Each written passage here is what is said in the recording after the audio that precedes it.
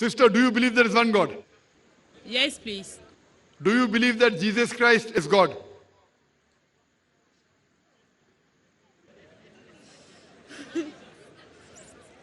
Do you believe Jesus Christ is God?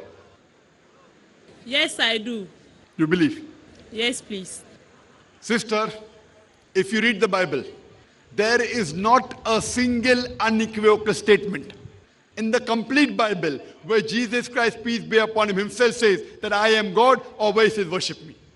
If any Christian, including you, can point out a single unequivocal statement in the complete Bible where Jesus Christ, peace be upon him, himself says, I am God, or where he says, worship me, I, Dr. Zakir Naik, am ready to accept Christianity now.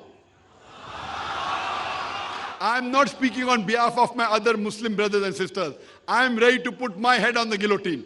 In fact, if you read the Bible, Jesus Christ, peace be upon him, said, it's mentioned in the Gospel of John, chapter number 14, verse number 28. Jesus Christ, peace be upon him, said, my Father is greater than I. Gospel of John, chapter number 10, verse number 29. My Father is greater than all. Gospel of Matthew, chapter number 12, verse number 28. I cast out devil with the Spirit of God.